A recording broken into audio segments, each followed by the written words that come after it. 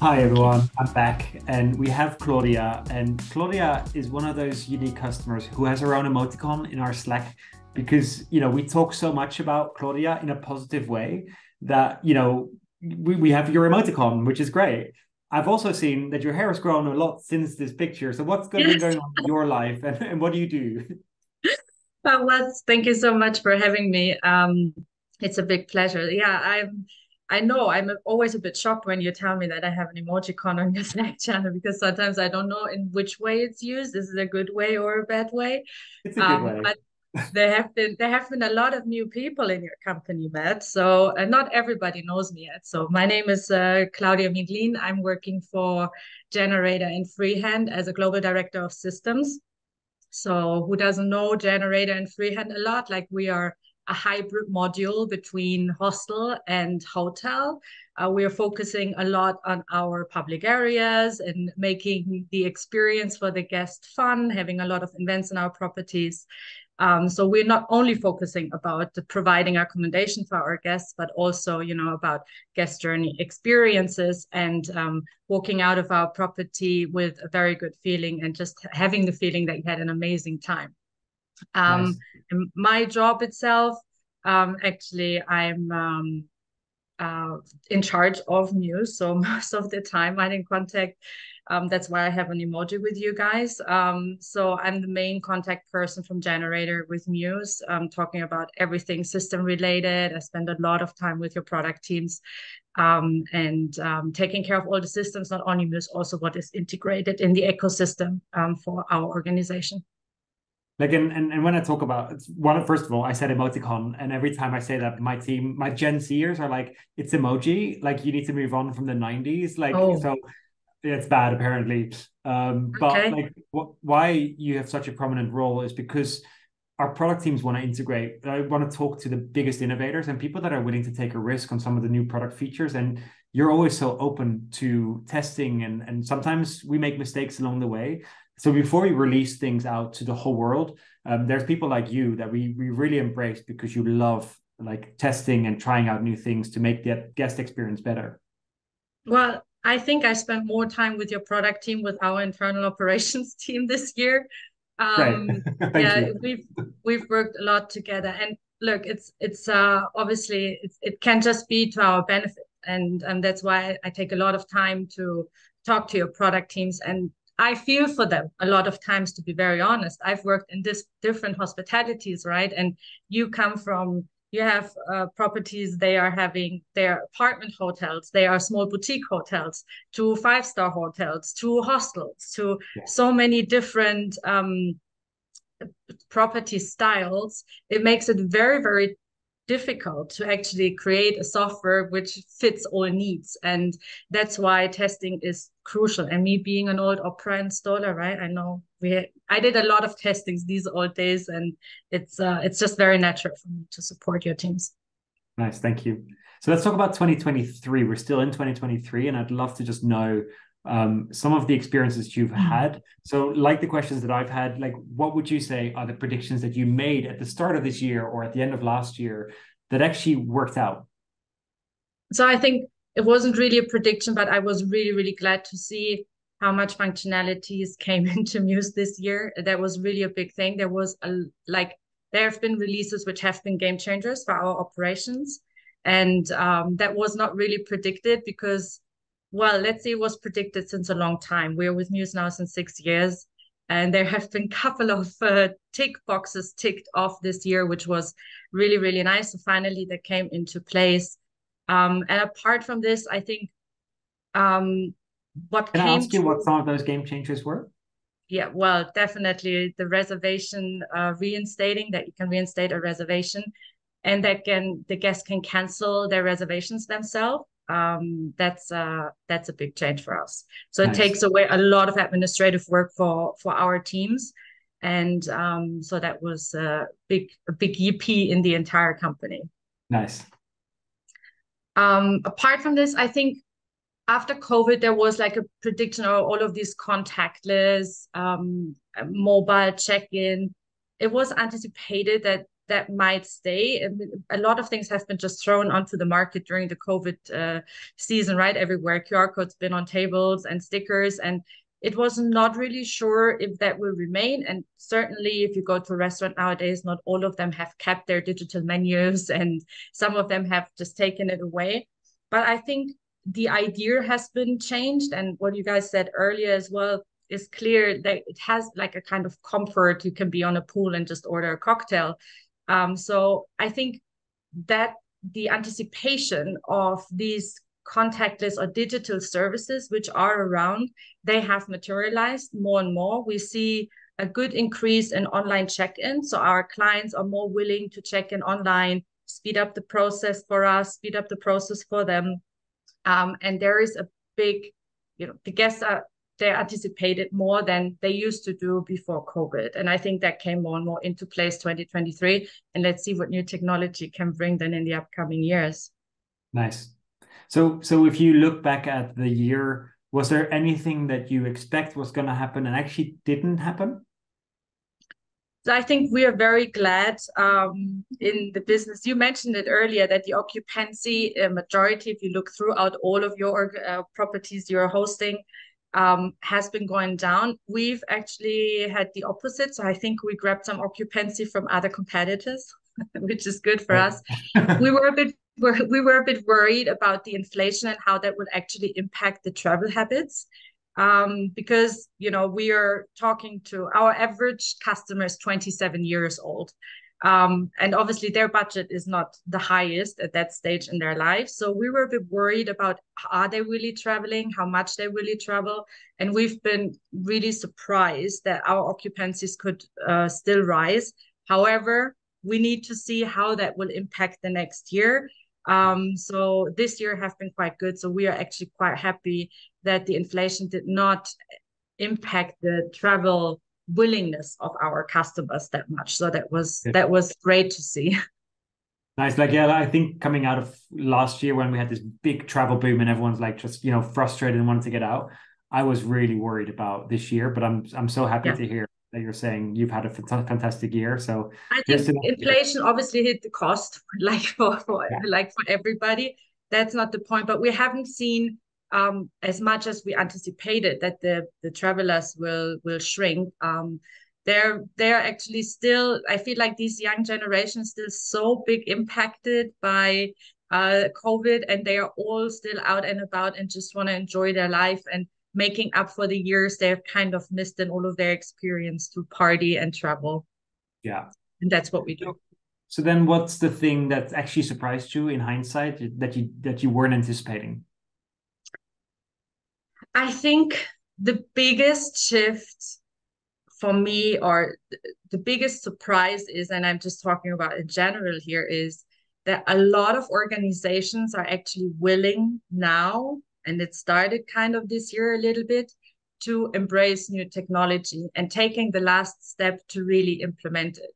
So, everybody was unhappy with their tech stack. And I think now, look at you have like Accor, you have the Nordic Choice or a Strawberry, you have a lot of new bigger organizations who are actually taking this big hit now and this big shake up within their operations and tech system to make this journey and start this journey. And I did not expect that yet to happen. Just thinking about that, even Marriott is taking a decision to get away from Marsha, that just blew my mind, because I mean, the retiring Marsha, Marsha is my age, yeah. And I feel a bit sad she's getting retired. But obviously I think that's a big step. I think it's time. It is time, of course, to retire with 38. Oh, I'd love to retire at 38, but I'm way past that now. No, but you know what I mean? Like, there is like a movement. There is really a shift now in that organizations what do you think drove that change? What's the thing that the catalyst that moved it? I think it's a combination of more things. It's not only the one thing you can pinpoint it to. I think there is a big competition. on the market, what other hoteliers do. There is expectations that you can do online check-in, that you have guest experience and guest journeys, and that you tailor market your customers. That's often not possible. It's also a part of maybe during COVID, there was time to evaluate. And I think that might play a role as well. We are always busy in hospitality, and we are never taking the time to really sit down unless you hire somebody who does that job for you. But with your internal team, which you have, if you're a smaller organization, you might not be able to do it, right? So during COVID, I think there was a bit of time to really do the due diligence to figure out what kind of software would fit, that there was like a kind of resourcing. And maybe you can tell me even more about that if you see the same way that how you brought on customer, that after COVID now, there is actually this big movement now forward to say, okay, now we are doing it. Now is the time to really get our hands dirty, because telling you it's not an easy thing to do. If you want to change your systems, it's always a big impact from your operations. Just think about, you need to change your SOPs and all of your working procedures, and it is a big step. And I'm really, really happy, and it took me a bit by surprise this year, and it just might be my gut feeling that so many organizations have changed their tech stack, but I'm actually glad to see that. Yeah. I'm so happy to see finally that movement, because it's been such a slow burning kind of problem. And I think a lot of hotels were like, well, it's not broken. I can check in, I can check out. But actually they see now their neighboring hotels have mostly moved to the cloud. And then suddenly that creates that movement, because also these hotels are running much less efficient because they don't have online check-in or kiosks, and they make less revenue from upselling, etc., because of that. So I'm hoping that this whole community that's coming up is driving some of this going forward. But next year will be the year, I guess we'll see if it sticks. Well, I think especially moving to the cloud is a big step, because you might not even have internal IT working maybe with an external IT. You don't want to have a big tech stuff in your property. You don't want to host servers yourself anymore. You don't want to have a server in your own property, because whenever something is broken, it's just a big hassle. And I think, nowadays, as everything is moving towards the cloud, all of these latency systems which have like a heavy tech stack, there are, at a certain stage, there is an imagination it can break, right? So maybe that also is a big step, or a big argument to say, okay, let me move into something which is super light, and where you don't need any technical requirements, more or less, and you don't need to have 15 IT people to make it work. I love everything you're saying. So let's look at 2024. Like we're now, like we're gonna go back in a year's time and listen back to what you said, whether it worked out. But like, what do you right now think are the most exciting things about 2024 for you in the business? I'm even more excited after listening to Aldair and Joseph. There's a feature coming that I know you're going to be super excited about. Oh my goodness, the product marketing team doesn't wait. allow me to talk about it, but it's coming. No, but we're piloting a couple of things already, which they were like the breakfast list and stuff. We're already on it, don't you worry. So we're already looking into those things. Obviously, I'm always love to be the first one knowing. I'm really looking forward to in 2024 to get more features out there, as you said, making the team using it. It was interesting to hear that it is sometimes challenging for you to make hotels actually anticipating new features. I would not understand that. I'm super happy to test and do, but I understand that a lot of organizations don't have my resource, right? So they have nobody really focusing on systems. So that's quite a luxury.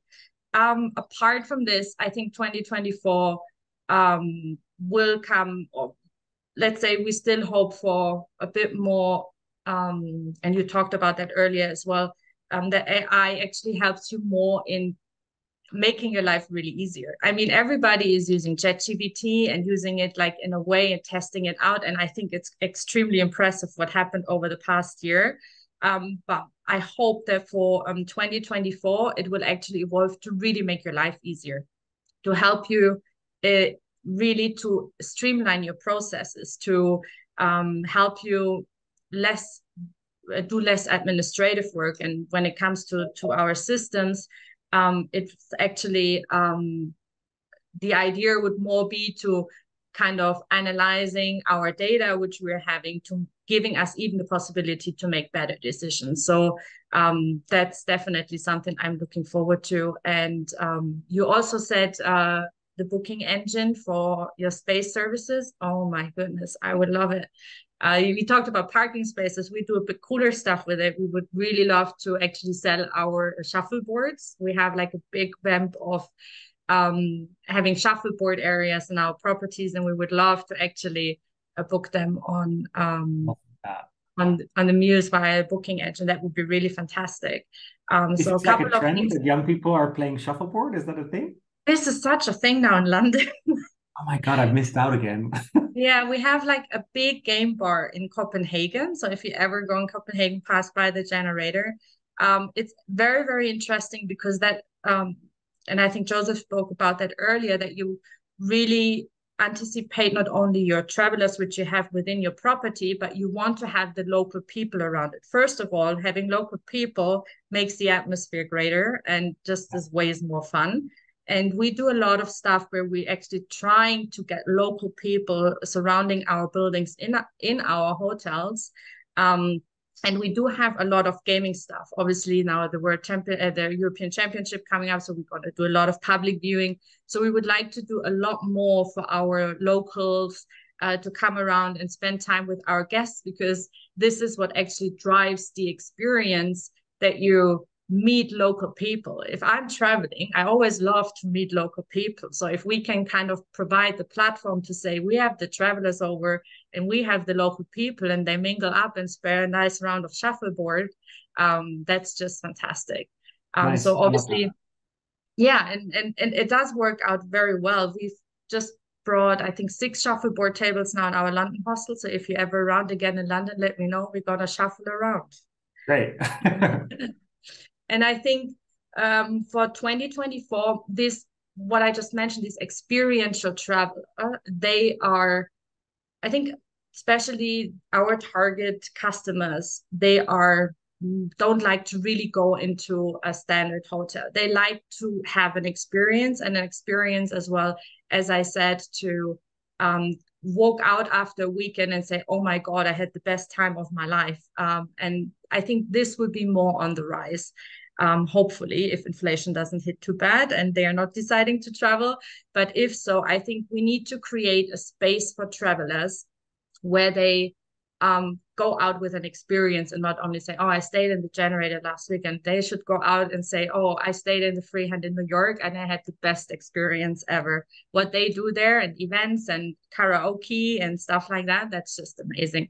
And I think this is what we're looking forward to 2024, to create more of these excitements around traveling with our customers, for our Like customers. hotels generally are often so forgettable in the experience. And I think the best memories you have about travel is those where you did something that wasn't expected, when you went out of your way to get out of your comfort zone. And I think that's why Right. experiential travel is so important for this new generation who have been locked up for 3 years in their houses, who actually seek out these experiences that they don't have for that 3-year gap. So I totally agree that that's definitely the place to be at. And if you're a hotel that is just a bed factory, I think it's important that you really think about what could that experience be? Why are they in the destination? And what's my traveler group that's staying with us? And how can we really diversify that experience so that they actually remember the hotel for the experiences?